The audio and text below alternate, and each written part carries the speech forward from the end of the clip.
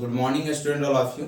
आप लोग के सामने हम चूंकि एक हिंदी का टॉपिक लेके आए हैं और वो हिंदी का टॉपिक है वो है बिरजू महाराज। कौन है? पंडित बिरजू महाराज। सो गाइस इसमें ना मैक्सिमम नंबर 6 से 6 नंबर आएगा। एग्जाम में 1 से 6 नंबर आने वाला है। सो अगर जो आप बहुत इजी तरीके से पढ़ पाइएगा, आप इजी तरीके से यदि पढ़िएगा तो मेरा गारंटी कि आपको 6 नंबर, इससे एक भी क्वेश्चन छूटने वाला नहीं है गाइज। तो टॉपिक पे चलते हैं। तो गाइज है क्या, तो समझिएगा यहां से। ये पंडित बिरजू महाराज क्या लिखे? जीत जीत मैं निरखत हूं। क्या लिखे हैं? जीत जीत मैं निरखत हूं। बहुत सुंदर सी वर्ड है, बहुत मजेदार वर्ड है कि जीत जीत मैं निरखत हूं। इसका मतलब भी जानते हैं? मतलब है जीत जीत मैं नहीं कर रहा, कहीं ना कहीं वो नहीं। इसका मतलब है कहीं ना कहीं वो हार भी रहे हैं कभी कभी, और हार करके भी कहीं ना कहीं जीत रहे हैं। और इस टॉपिक को आप बेहतर से पढ़ लीजिएगा तब इसका मतलब समझ में आ जाएगा कि जीत जीत में निरखत हूं। निरखत का मतलब पूरी लोग जान रहे हैं अब हमें, मतलब हार हार के कहीं ना कहीं जीते हैं, जिए हैं। तो कहीं ना कहीं एक समय ऐसा आएगा कि सब कोई जानेगा गाइज, हाँ मैं सही कर रहा हूं। और ये कहानी वही बताता है। सो सही लेंगे। तो पंडित बिरजू महाराज जीत जीत मैं निरखत हूं ऐसा लिखते हैं। ये जो है जीत जीत का मैं निरखत हूं एक साक्षात्कार है। क्या है? साक्षात्कार है। और इसकी साक्षात्कार का जो श्रेय जाता है रश्मि वाजपेयी को जाता है गाइज। हाँ, तो सबसे पहले इनके बारे में कुछ कुछ बातों को जान लें। तो इनकी जो जन्म होता है, पंडित बिरजू महाराज को जन्म जो हुआ 4 फरवरी 1938 को हुआ। 4 फरवरी 1938 को पंडित बिरजू महाराज के जन्म कब हुआ? 4 फरवरी 1938 को हुआ। किस स्थान पर हुआ? तो लखनऊ के जफरीन अस्पताल में हुआ था। कहां हुआ था गाइस? कहां हुआ था मेरे दोस्तों? जानते हो ना कहां हुआ था? तो लखनऊ के जफरीन अस्पताल में हुआ था। दिन कौन सा दिन था? तो शुक्रवार सुबह 8 बजे बसंत पंचमी के एक दिन पहले हुआ था। दिन कौन सा था? तो शुक्रवार का दिन था। और मॉर्निंग में इनका जन्म हुआ और वह मॉर्निंग में 8 बजे होती है। और कहां होती है, किस समय होती है? तो बसंत पंचमी के एक दिन पहले होता है। इससे जो भी टॉपिक होगा एक भी टॉपिक नहीं छूटेगा, ये मेरे फुल गारंटी है। और कहता है इनकी ना इनसे पंडित बिरजू महाराज से बड़ी 3 बहनें थी। और वो 3 बहनें थी वो कौन? जो 3 देखो बड़े हैं और सबसे छोटे में कौन? पंडित बिरजू महाराज थे। और कहता है कि सबसे छोटी बहन की जो थी वो 8 या 9 साल की थी। कितने साल की थी? 8 या 9 साल की थी। बड़ी थी 8 या 9 साल की बड़ी बहन थी इसकी। सब जो छोटी बहन थी, जो आपसे पूछेगा गाइस कि सबसे छोटी बहन कितनी साल की थी? पंडित बिरजू महाराज से अपेक्षा में कितनी साल बड़ी थी? तो आपको आंसर मानना होगा 8 साल। तो कहोगे 8 साल भैया, यहाँ पे आप तो 9 साल लिख दियो। तो कहीं ना कहीं अगर जो आपका 8 साल ऑप्शन में दे तो आप करेक्ट 8 साल मारिएगा, और 8 और 9 दोनों दे तो सी ऑप्शन ए भी दोनों मारिएगा गाइस। तो थोड़ा सा इस बात पे ध्यान रखना है कि 8-9 साल की क्या थी? बिरजू महाराज से ये बड़ी थी, सबसे छोटी बहन है। इनकी जो अम्मा था, यहाँ लिखा जाता अम्मा जो लगभग 28 साल की रही होगी। इसका मतलब ये बताते हैं क्लियरिटी नहीं है उन्होंने करने, मतलब कि 28 साल की लमसम में हो रहा होगा, उनका 28 साल से ज्यादा हो रहा होगा।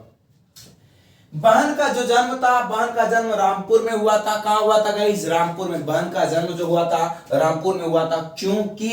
क्योंकि बाबूजी 22 साल के रहे थे, 22 साल रहे। तो 22 साल रहे, कहां रहे थे? इनके पिताजी, चूंकि बाबूजी 22 साल यहाँ कहां रहे? रामपुर में रहे। तो इसकी जो बहनी का जो जन्म हुआ था वो रामपुर में हुआ था। 2 बहन का जन्म जो होता है रामपुर में, सॉरी तीनों बहनों का जन्म रामपुर में हुआ।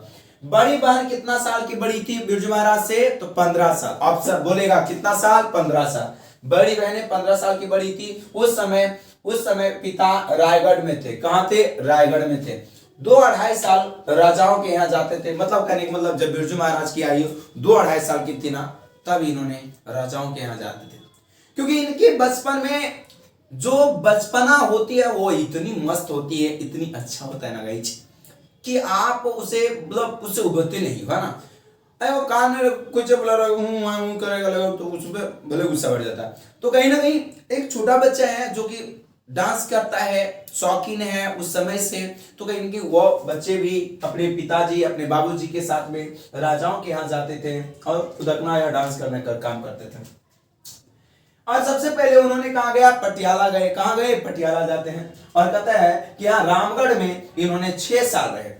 और बिरजू महाराज पंडित बिरजू महाराज कहाँ कैसे साल रहे, रामगढ़ में, तो 6 साल। कितने साल रामगढ़ में रहे, 6 साल रहे। और ये रामपुर में भी अच्छे दिन रहे थे।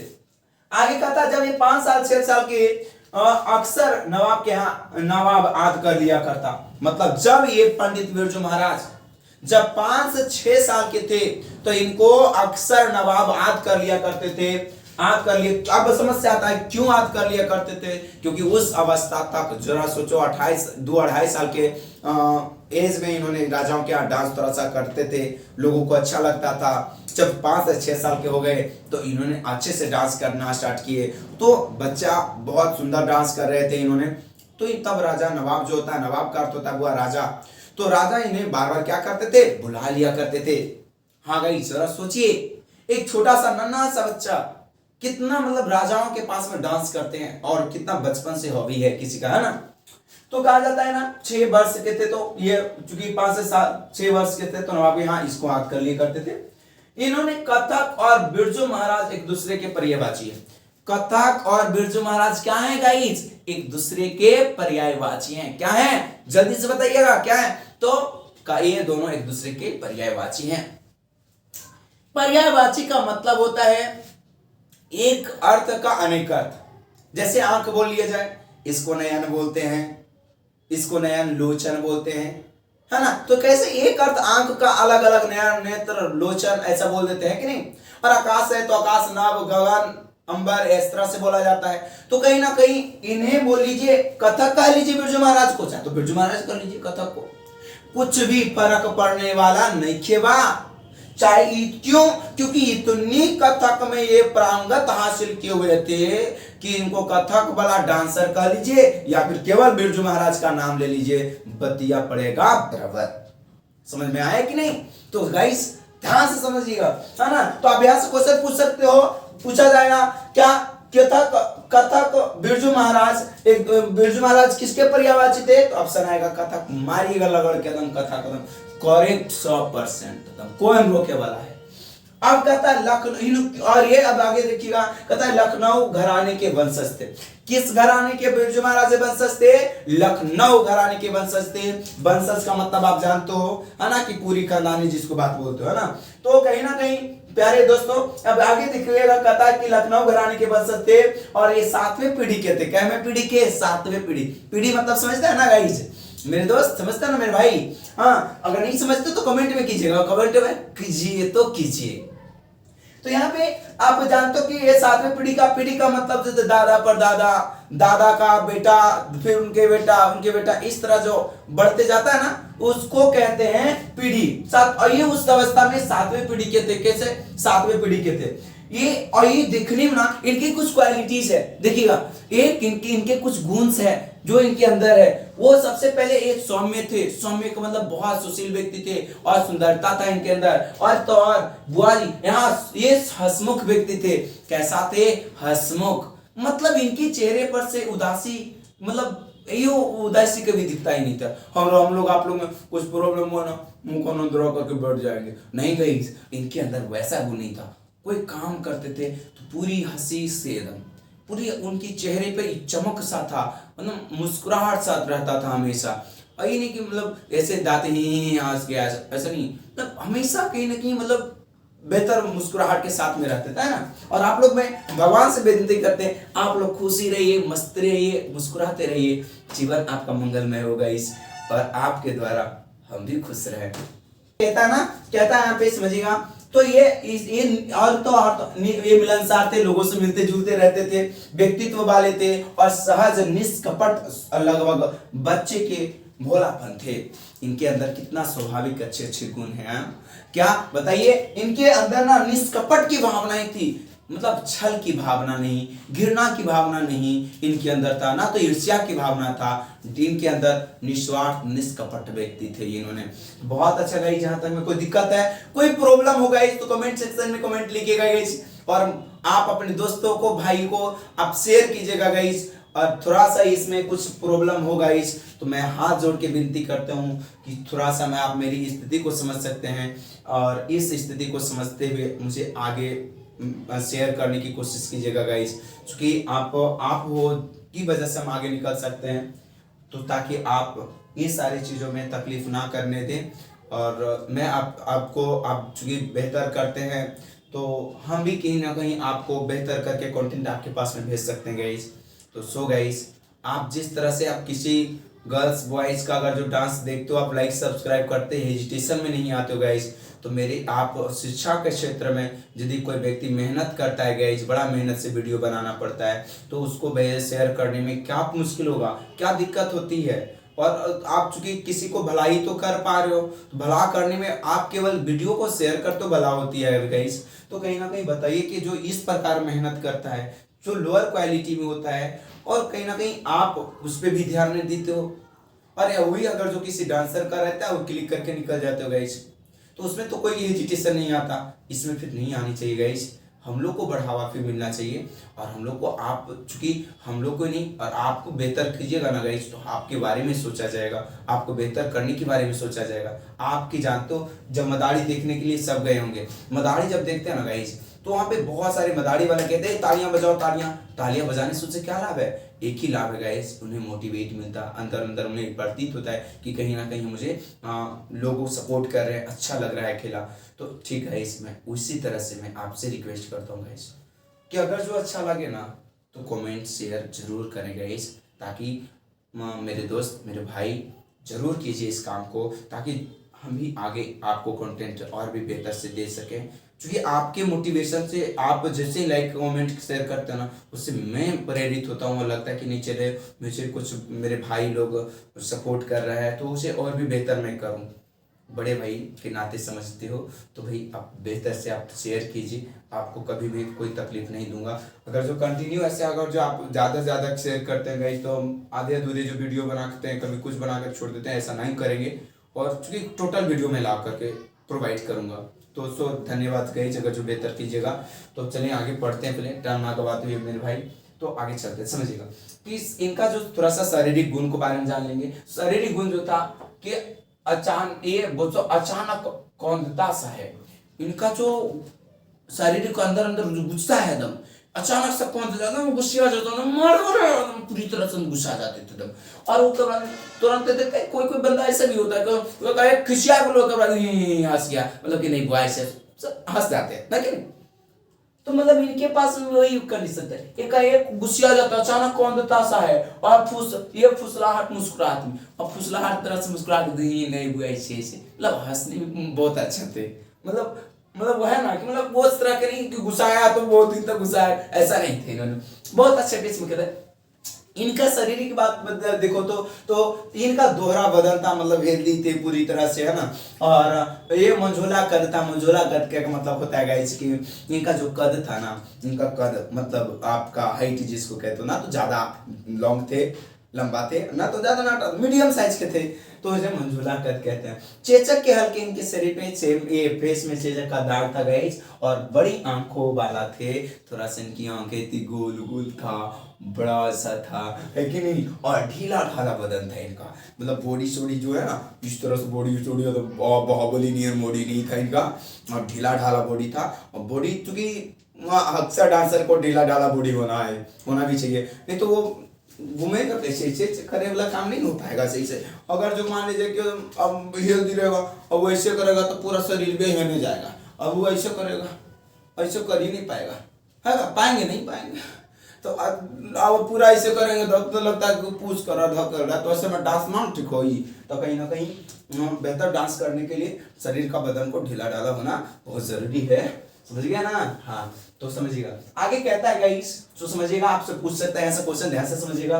कहता है यहाँ नवाब जो है, नवाबों के यहाँ जब नाचने के लिए जाते थे, किस लिए जाते थे, नाचने के लिए जाते थे।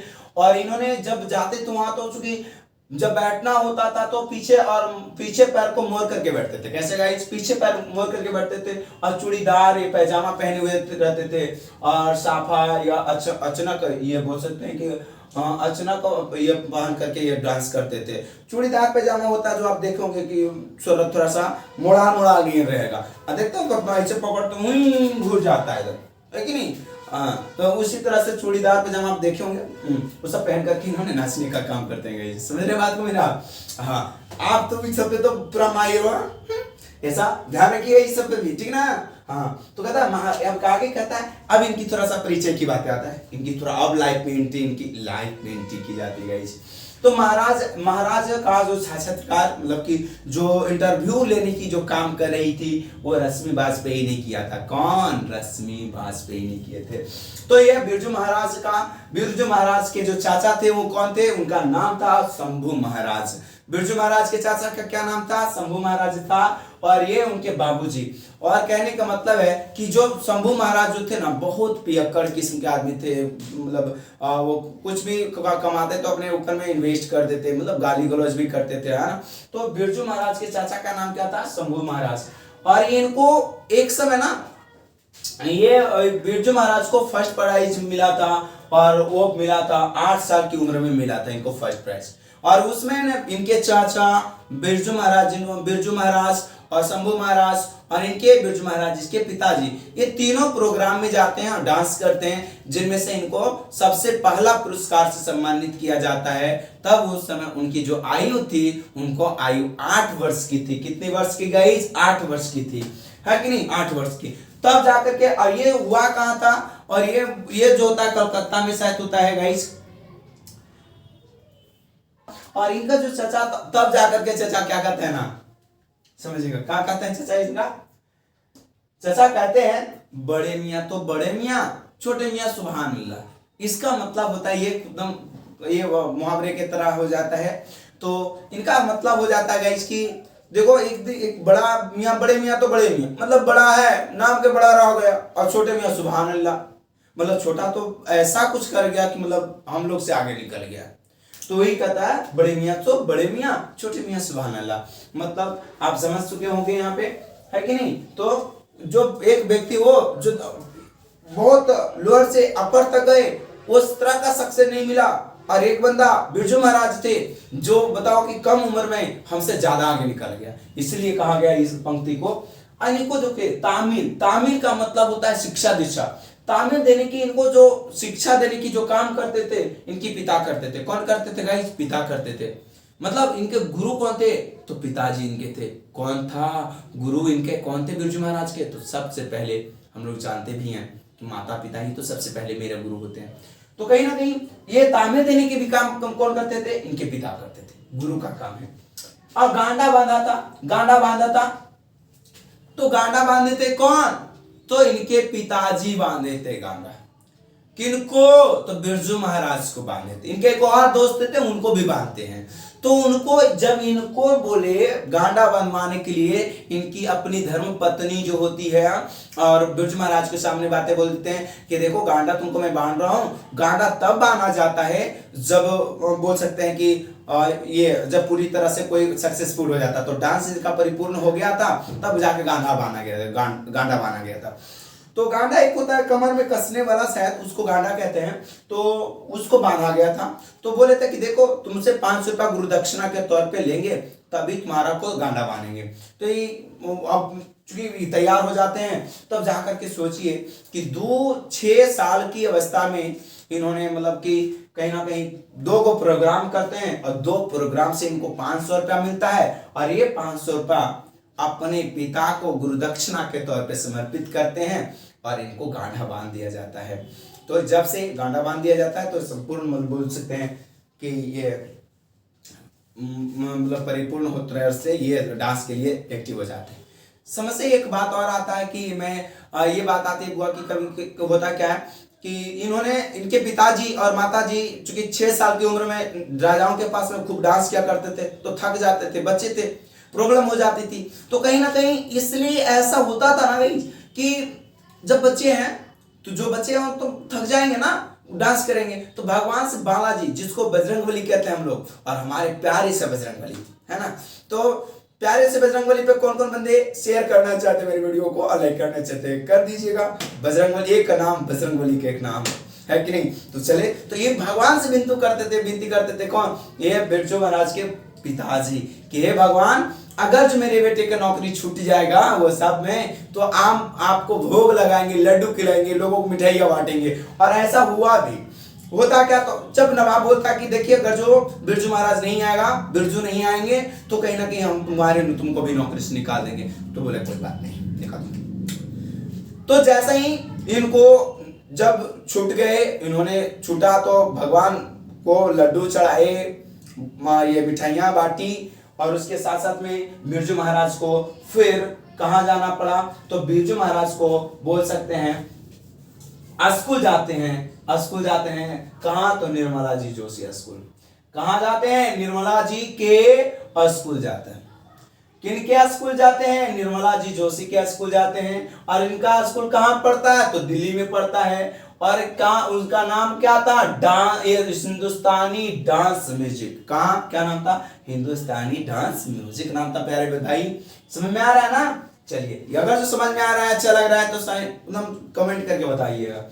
बिरजू महाराज जो थे ना, वो 9.5 वर्ष के थे।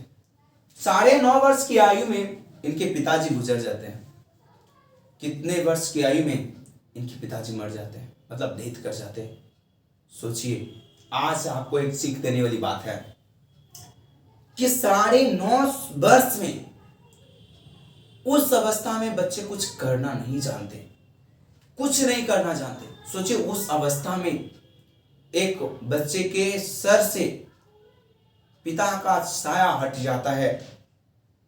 सोचिए उस पर क्या बीतता होगा। माँ है, बहनें हैं, सबकी जिम्मेदारियां आती हो उन पे। वो तो भगवान का शुक्र है जो उनके अंदर, उनके पिता के वजह से उनके अंदर डांस का एक गुण मिला, एक आर्ट मिला। जरा सोचिए गाइस, मेरे भाई आप लोग यदि पढ़ रहे हो ना, मैं हाथ जोड़ के कहता हूं मेरे भाई, अब मेहनत करके पढ़ना। क्यों पता है, आप उसी फेड़े में हो। आप सब जानते हो कि कब क्या हो जाएगा इसकी निश्चित नहीं है, इसकी गारंटी नहीं है। आज हम गुजर गए, चाहे तो बिहार कोई और गुजर गया, कोई फर्क पड़ रहा है, कब क्या हो जाएगा कोई मतलब। तो कहीं ना कहीं जरा सोचिए कि आप किस अवस्था में हैं। आप पढ़ा रहे हैं, चलिए पढ़ रहे हैं, मेहनत से तो कोई दिक्कत नहीं है, लेकिन आप पढ़ने के अलावा इंटरटेनमेंट कर रहे हैं, मस्तियां कर रहे हैं, एंजॉय कर रहे हैं भरपूर मात्रा में। जरा सोचिए गाइस कि स्थिति इनके जैसा अगर जो हो गया, अगर जो खुदा ना करे ऐसा हो, लेकिन जरा सोचिए अगर जो ऐसा होता है गाइस, तो किस लोग के रह जाइएगा आप। ना तो उधर कोई ऐसे आपके अंदर आर्ट है, ना तो आपके अंदर कोई ऐसा हुनर है जिससे आप अपनी लाइफ को व्यतीत कर सकते हैं। मतलब आप हर तरह से बिखर जाइएगा मेरे भाई, बिखर जाइएगा। तो अभी अगर जो मिलता है तो आप उससे कुछ गेन करते हो तो बेहतर से गेन कीजिए, ताकि समय अगर जो बदले ना, फिर भी आप हिम्मत से आगे बढ़ सकते हैं। नहीं तो टूट जाइएगा भाई मेरे, टूट जाइएगा।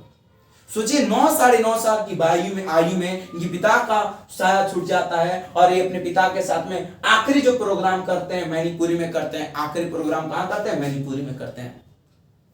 और ये जब गुजर गए पिताजी ना, तो ये इन्होंने जब अपने व्यवस्था को चलाने के लिए ये कोचिंग पढ़ाना शुरू किए। अब कहिएगा कोचिंग क्या चीज का, कोई चीज का नहीं, डांस का कोचिंग पढ़ा रहे थे, ये सब नहीं। तो डांस का कोचिंग पढ़ाना स्टार्ट करते हैं मेरे भाई। और जानते हैं डांस का कोचिंग पढ़ाते थे 2 जगह, तो 2500 रुपया का महीना मिलता था इनको। जानते हैं ना, सबसे बड़ी दिक्कत तो तब हुआ कि इनको घर से 3 मील दूर, कितना मील, 3 मील दूर जाकर के, एक साइकिल से भी नहीं था तो किसी भी तरह साइकिल से गए जाते थे पढ़ाने के लिए। रास्ते में कब्रिस्तान मिलता है, इनको डर भी लगता है कब्रिस्तान से, क्योंकि मुर्दाएं का वहां गड़ा हुआ होता है। तो भाई तुम अगर जो आज के डेट में कुछ अच्छा खासा एज वाले जो अगर जो भेज देगा ना कब्रिस्तान, तो साला थर्रा जाता है, डर लगता है रात में। और थोड़ा सा दूर चूंकि जाना था उनको, आना जाने में डिफिकल्ट होता था मेरे भाई।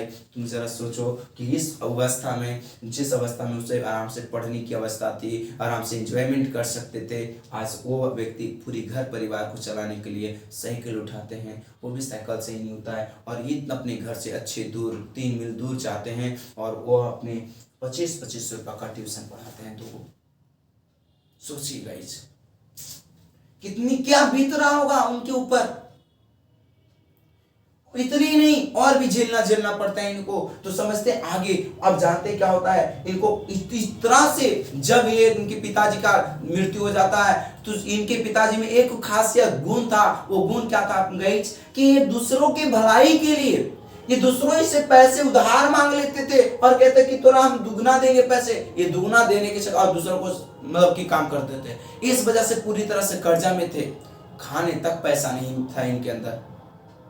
सोचिए, अगर जो इनके अंदर अगर जो आर्ट नहीं होता, इनके अंदर जो गुण नहीं होता, तो कैसे ही अपने जीवन को व्यतीत करते थे। आप भी उसका भागीदारी हो, आप सब भी कहीं ना कहीं आपको भी बेहतर करना होगा, नहीं तो ऐसा प्रॉब्लम मेरे भाई भगवान करे कि ना हो।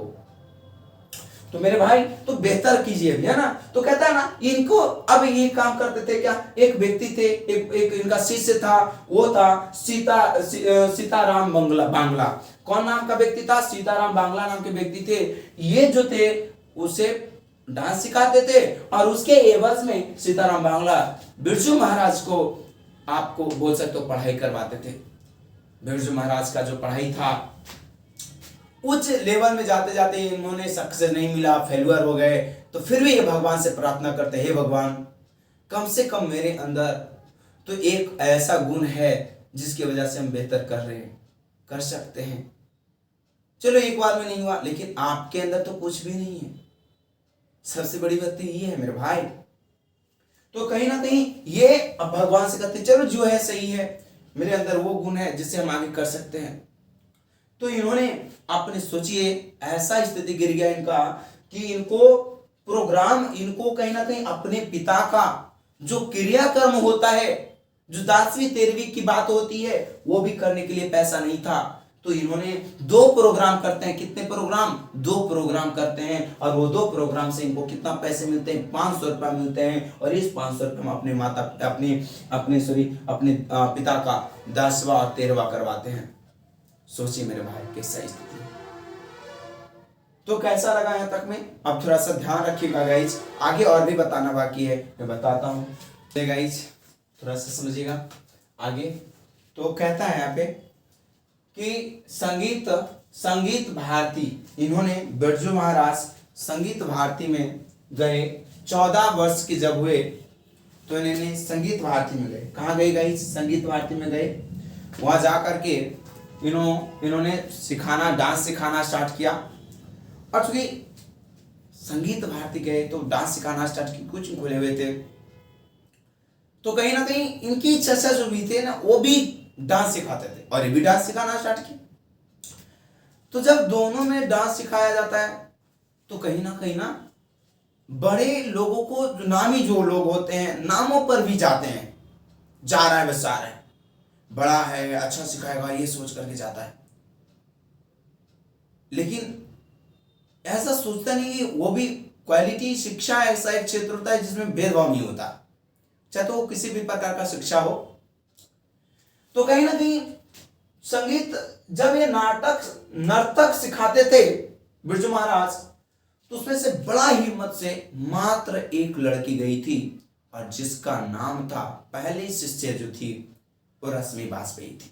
कौन थी? रश्मि बाजपेयी थी। इनका जो प्रथम शिष्य थी वो रश्मि बाजपेयी थी, जिनको इन्होंने पूरी शिद्दत से शिक्षा डांस सिखाने की कोशिश की। अक्सर होता है कि बहुत कम बच्चे होते हैं, और जो शुरुआत में बच्चे होते हैं, जो भी बच्चे आते हैं, तो लगता है कि नहीं, उसी को अब मेहनत करो, क्योंकि मूलधन मेरा वही है, अब उसी पे पूरी तरह से एफर्ट लगाएंगे, आगे वही बढ़ेगी, तो बढ़ने के कारण और भी बच्चे आ सकते हैं। इस तरह से सोच करके इन्होंने पूरी फोकस उसी पे किया, और बेहतर से इन्होंने उनको डांस सिखाया। और जब जगह जगह इनको प्रोग्राम होने लगा तो इन्होंने बेहतर परफॉर्मेंस किया। तब देखते हैं कि चाचा जी बोलो बच्चों घुसाओ करके अब इनके पास आए हो, क्यों? क्योंकि चूंकि आज देखता है ना, देखा कि अच्छा वहां से बेहतर वहां है तो वहां चला गया। तो चाचा जी में कंपटीशन चलता था, चाचा और इनमें दोनों में क्या होता था? कंपटीशन। क्योंकि आज हम यहाँ पढ़ा रहे हैं, आप अब से बेहतर अगर कहीं बगल में मिल रहे हैं, आप यहाँ आइएगा, आप छोड़ छोड़ के चले जाइएगा, छोड़ दीजिएगा। होता है कि नहीं? हाँ, स्वाभाविक है, होता है। तो कहीं ना कहीं यहाँ भी वही हुआ कि बिरजू महाराज के पास में थोड़ा सा दोनों कोचिंग चल रहा था, डांस का दोनों क्लासेस चल रहे थे। तो कहीं ना कहीं इन्होंने जब एक बच्चे को पढ़ाना स्टार्ट किया, सिखाना स्टार्ट किया, तो धीरे धीरे जानते गए। और एक बार ऐसा होता है हुआ कि कलकत्ता ऑडिशन डांस में ये एक बार प्रसिद्ध हो जाते हैं। किस ऑडिशन में पूरी तरह से प्रसिद्ध हो जाते हैं, फेमस हो जाते हैं? तो कलकत्ता ऑडिशन में इन्होंने पूरी तरह से प्रसिद्ध हो जाते हैं, छप जाता है इनकी फोटो अखबारों में। एक बेहतर डांस करते, बिरजू महाराज बहुत अच्छे डांसर हैं, ये है बहुत अच्छे सिखाते वगैरह, हो गया पूरी तरह से इस बात से फेमस हो जाते हैं। कौन? बिरजू महाराज। किस अधिवेशन में, किस ऑडिशन में? तो कलकत्ता ऑडिशन डांस से, है ना। और 27 वर्ष की अवस्था में, कितने वर्ष की अवस्था में? 27 वर्ष की अवस्था में। कितने बाबा जी मेरे भाई? तो 27 वर्ष की अवस्था में नाटक अकादमी पुरस्कार से सम्मानित होते हैं। नाटक संगीत अकादमी, सॉरी भाई, 27 वर्ष की अवस्था में, किस अवस्था में? 27 वर्ष की अवस्था में संगीत नाटक अकादमी पुरस्कार से सम्मानित हुआ। और ऐसा बताया जाता है कि 18 वर्ष में, कहते हैं इनको 18 वर्ष की उम्र में इनकी शादी हो गई थी। कितने वर्ष की उम्र में शादी हो गया था? 18 वर्ष की उम्र में। जरा आप सोचिए कि हर इंसान की हो जाता है कि पिताजी नहीं होने के कारण मजबूरन इनको कहीं ना कहीं मैरिज करना पड़ा होगा 18 वर्ष की आयु में। और इनके पिताजी जो गुजर गए थे वो 54 वर्ष की आयु में कहीं ना कहीं गुजर गए थे। कितने वर्ष? 54 वर्ष की आयु में गुजर गए थे। इनका जो प्रथम शागिर्द शिष्य थी वो शाश्वती थी। शागिर्द का मतलब होता है जो मतलब प्रिय शिष्य, आदर्शवादी शिष्य को शागिर्द समझा जाता है। तो अशागिर्द जो थी वो पहला शिष्य कौन थी? शाश्वती थी, जो शागिर्द थी, इनके शागिर्द थी। और विदेश के भी एक शिष्य इनका था, जो है जिसका नाम है बिरोनिक नाम है। क्या नाम है? बिरोनिक नाम है। और ये भी इनका शागिर्द थे, ये भी इनके शागिर्द थे, तो निभा रही थी। सो गाइस, आप लोग को कैसा लगा? सही लगेगा तो आप कमेंट में यस लिखिएगा गाइस। और अगर जो जैसा लगा, बेहतर से बेहतर लगा, तो ज़्यादा से ज़्यादा लोगों को में शेयर कीजिएगा। आपका भाई आपको हर तरह से कंटेंट देता रहेगा यदि आप हमारी मनोबल को बरकरार रखेंगे guys, like subscribe and share करते हुए। तो मेरे भाई, मेरे दोस्तों, ताकि आपको मैं अक्सर हर चीज़ को प्रोवाइड करते रहूं, तो कमेंट में ज़रूर कीजिएगा। तो अब ये टॉपिक ख़त्म हो पाता है, आप पूरी बातों को देख सकते हैं, लिख सकते हैं। तो यहीं तक एंड करते हैं क्लास को। जय हिंद दोस्तों, भारत माता की जय।